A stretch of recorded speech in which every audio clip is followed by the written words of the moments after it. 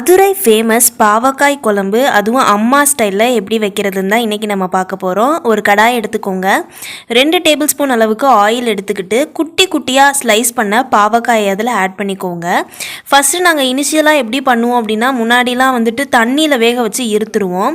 But ரீசெண்டாக ஒரு பாட்டி சொன்னாங்க, அந்த மாதிரி தண்ணியிலலாம் வேக வச்சு இருக்கக்கூடாதுடா, இந்த மாதிரி வறுத்துருங்க அப்படின்னு சொல்லி சொன்னாங்க. ஸோ அதை ஃபாலோ பண்ணி தான் இப்போ ரீசெண்ட் டைம்ஸில் இந்த ரெசிபி நாங்கள் பண்ணிகிட்ருக்கோம். அதை வறுத்துட்டுருக்கலே ஒரு 2 கல் அளவுக்கு கல்லுப்பு போட்டிங்க அப்படின்னா அது நல்லாவே வதங்க ஆரம்பிச்சிடும். ஒரு 2 நிமிஷம் அந்த பாவக்காய் வந்துட்டு ஒரு 60-70% வேகிற வரைக்கும் நீங்கள் இந்த மாதிரி கிளறி விட்டுக்கிட்டே இருந்தீங்க அப்படின்னா நல்லா இந்த மாதிரி வதங்கி வந்துடும். இப்போ அதை வந்துட்டு தனியாக வந்துட்டு ஒரு பாட்டுக்கு ட்ரான்ஸ்ஃபர் பண்ணி எடுத்து வச்சுக்கோங்க. இப்போ அதே கடாயில் 2 டேபிள் ஸ்பூன் நல்லெண்ணெய் ஆட் பண்ணிவிட்டு கடுகு வந்துட்டு ஒரு டீஸ்பூன் ஆட் பண்ணிக்கோங்க. 1/4 டீஸ்பூன் அளவுக்கு வெந்தயம் வந்து ஆட் பண்ணிக்கோங்க. இந்த மாதிரி புளிக்குழம்புக்கு வெந்தயம் போட்டால் ரொம்ப நல்லாயிருக்கும் டேஸ்ட்டு, அதனால வெந்தயம் ஆட் பண்ணிக்கோங்க. 1 டீஸ்பூன் அளவுக்கு சீரகம் ஆட் பண்ணிடுங்க. அவ்வளோதான். இப்போ வந்துட்டு அந்த எல்லாமே வந்துட்டு இந்த வெந்தயம் கடுகு எல்லாமே வந்து நல்லா பொரியிற வரைக்கும் கிளறி விட்டுக்கோங்க. இப்போ எல்லாம் நல்லா பொரிஞ்சு வந்ததுக்கு அப்புறமாட்டிக்கு ஒரு 5-6 பல் பூண்டு ஆட் பண்ணிக்கோங்க. பூண்டு தான் வந்து புளிக்குழம்புக்கு மெயினே. கருவேப்பிலை நல்லா ஒரு 10-15 கருவேப்பிலை ஆட் பண்ணிக்கோங்க. பெரிய வெங்காயத்தை சின்ன சின்னதாக நறுக்கி ஆட் பண்ணிக்கோங்க. இந்த இடத்துல நாங்கள் வந்துட்டு உங்களுக்கு ஒரு ஹேக் சொல்லித்தரோம். என்ன அப்படின்னா, பெரிய வெங்காயத்துக்கு பதிலாக குட்டி வெங்காயம் இருக்குது பார்த்தீங்களா, அதை நறுக்காமல் அப்படியே தோலை மட்டும் உரிச்சு ஆட் பண்ணிக்கோங்க. இதை விட செம்ம டேஸ்ட்டாக இருக்கும். அது சாப்பிடும்போது இருக்கும் பாருங்கள் ஒரு டேஸ்ட். எனக்கு இந்த வீடியோ ரெக்கார்ட் பண்ணிகிட்டு இருக்கேலையே அது அப்படியே தோணுச்சு அதை சொல்லணுன்னு, அதனால தான் உங்ககிட்ட ஷேர் பண்ணுறேன். இப்போ வந்து எல்லாமே நல்லா வதங்கினதுக்கு அப்புறமாட்டிக்கு சால்ட் வந்து 1 டீஸ்பூனுக்கு அளவுக்கு ஆட் பண்ணிக்கோங்க.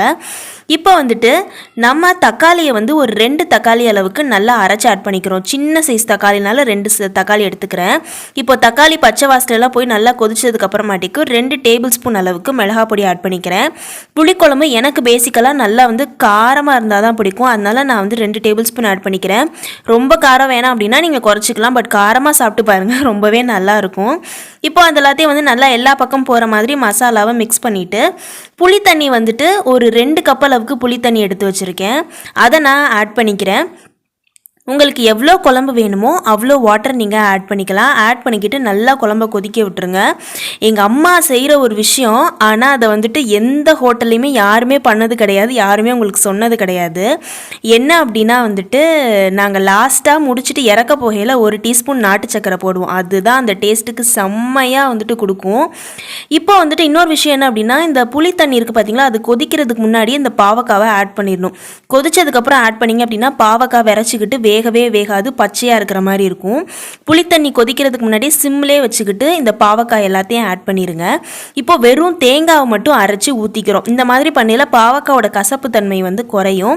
அதனால தான் இந்த ஸ்டெப்பும் நம்ம பண்ணுறோம். அண்ட் இது எல்லாத்தையுமே பண்ணிவிட்டு 1 டீஸ்பூன் நாட்டு சக்கரை போட்டுருங்க இறக்கையில். அவ்வளோதான், செம்ம டேஸ்ட்டாக இருக்கும். அண்ட் இது ஒரு மஸ்ட் ட்ரை ரெசிபினே சொல்லலாம். என்னோட ஃபேவரட் குழம்பா இது இப்போ அது மாறுற அளவுக்கு வந்துட்டு எனக்கு அது பிடிக்க ஆரம்பிச்சிருச்சு. இனிஷியலாக நான் அதை சாப்பிடவே மாட்டேன் கசக்குதுன்னு, பட் இந்த ரெசிபி எங்கள் அம்மா செய்ய ஆரம்பிச்சதுக்கப்புறம் எனக்கு இது ரொம்ப ஃபேவரட் ஆயிடுச்சு. யார் உங்களுக்கு சமைச்சு தரணுமோ உங்களுக்கு ஷேர் பண்ணிவிட்டு, அண்ட் இந்த வீடியோ பிடிச்சிருந்தா லைக் பண்ணிவிட்டு நம்ம ராஜமாதா கிச்சன் சேனலை கண்டிப்பாக சப்ஸ்கிரைப் பண்ணி வச்சுக்கோங்க.